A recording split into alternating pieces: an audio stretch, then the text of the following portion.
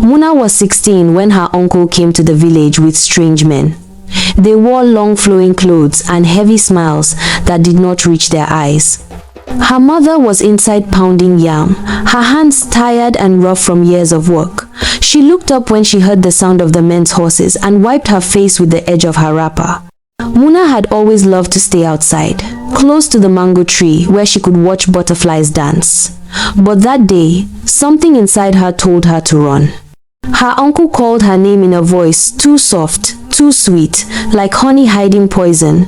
"Muna, come and greet our visitors," he said.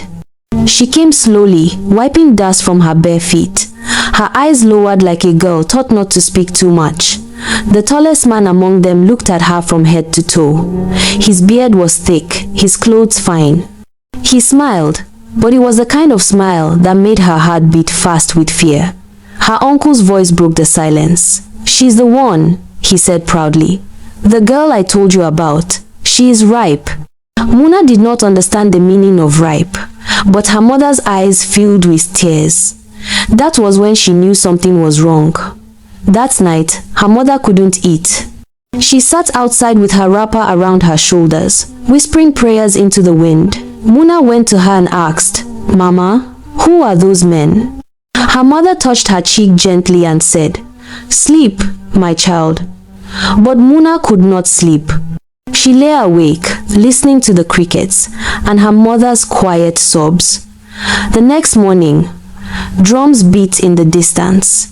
The whole village seemed to move like a tide. Women cooked, men laughed, and children ran around carrying flowers. Muna's mother dressed her in a bright red wrapper and golden beads. She said nothing as she worked, her hands shaking. When Muna asked what was happening, her mother only said, "Obey your uncle. He knows what is best." Then the tall man returned, with gifts, bags of grains, clothes, goats, and bottles of palm wine. The crowd cheered. Muna stood still, clutching her wrapper. Her uncle lifted her hand and placed it in the man's hand. "She's now your wife," he said. The world went quiet. Muna wanted to scream, but no sound came out. They danced, they sang, they smiled. But Muna felt her childhood slipping away like smoke in the wind. That night, she was taken away on a horse cart, leaving her mother behind. Her mother's cry echoed through the dark road. Inside the man's house, everything smelled different. Perfume, food, power. But to Muna, it smelled like fear. He called her my wife. She did not answer. When she cried, he told her, "A woman must learn early." Muna looked out the window at the stars and wished she could fly. Days passed. She cleaned, cooked, and sat quietly. Her laughter was gone. Her body began to change. She was always tired. The older women in the house smiled knowingly. One night she whispered, "Mama, I'm scared." But only the crickets answered her. Her mother never came to visit. Her uncle had taken the bride price and vanished. Muna was now 17, but her eyes looked much older. She often touched her stomach and wondered what kind of life was growing inside her. She was only a child. Yet, in her new world, no one remembered that. Morning came too early for Muna.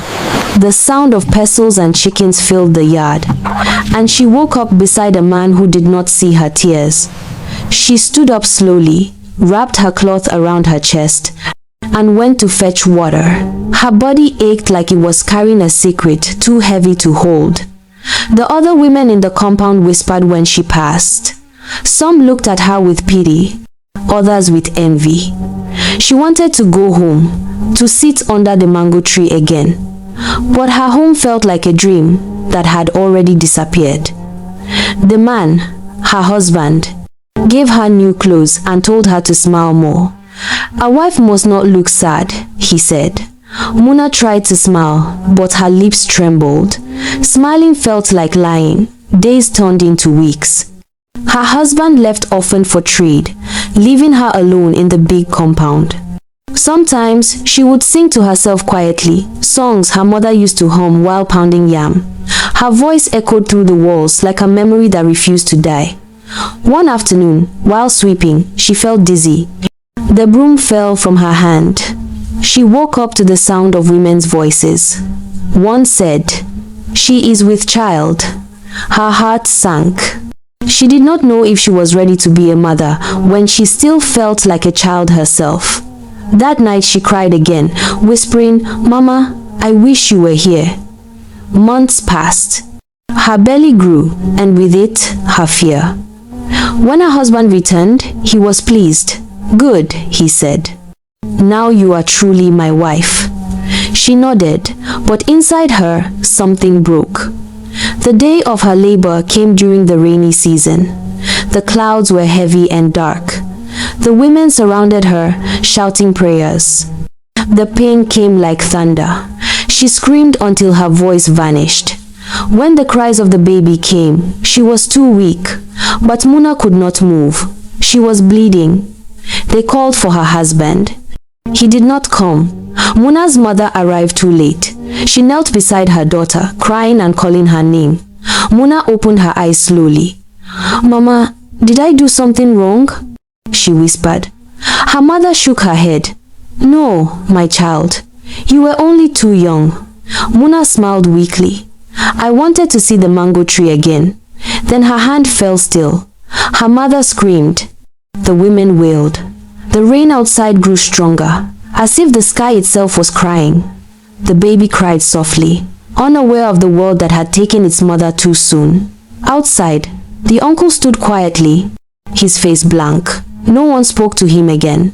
Days later, the mango tree dropped all its leaves. The children stopped playing there. Nuna was gone, but her story remained, whispered by mothers to their daughters at night. And each time they spoke her name, the wind carried it softly through the village, as if Nuna was still there, under the mango tree, smiling like a free child once again. The morning after Nuna was buried, the whole village was quiet. Even the birds refused to sing. Her small grave was behind her mother's hut, covered with white flowers that her mother picked herself. She sat there every day, whispering Nuna's name like a prayer. People passed by quietly, avoiding her eyes. They felt the weight of her loss, but none of them spoke about it. The uncle stayed inside his house for many days. No laughter came from there again. Sometimes children threw stones at his gate and shouted, "You killed Nuna!" He never came out. His hair turned grey faster than time could explain. The rich man, Nuna's husband, left the village soon after. He took another wife, older this time, and no one ever heard of him again. But Nuna's mother stayed. She kept her daughter's clothes folded neatly in a small basket, untouched. Each night she lit a candle by the grave and talked to her as if she were still alive. "I should have said no," she whispered. "I should have run away with you." The wind answered her, carrying the faint sound of a girl's laughter, or maybe it was only her imagination. The women in the village began to talk in secret. They said what happened to Nuna must never happen again. One mother stood up during a meeting and said, "Our daughters are not for sale." At first, the elders were silent. Then one of them sighed and said, "We have lost too many children." That night, the chief made a new rule. No girl would be given away until she was ready. But for Nuna's mother, the rule came too late. She walked every morning to the mango tree where Nuna once played. The tree had begun to grow new leaves again. She touched the trunk gently and whispered, "You remember her, don't you?" The breeze blew softly, scattering yellow petals around her feet. Sometimes, she thought she saw Nuna there, a small figure laughing, reaching for mangoes, her wrapper flying in the wind. But when she blinked, the tree stood empty. Still, the vision brought her peace. She began to tell other women Nuna's story, so no one would forget. Every time a girl turned 16, her mother would whisper, "Remember Nuna?" And when the girls went to the river to fetch water, they sang songs about the child who became a bride too soon. Their voices floated across the water, soft, sad, beautiful. Years later, people still spoke her name. They said Muna's spirit watched over every girl who tried to dream beyond her walls. And when the wind blew through the mango leaves, it sounded like her laughter again, gentle, pure, free. Muna was gone, but her story became stronger than the men who silenced her. And so, the world remembered her not as a bride, but as a child who deserved to live.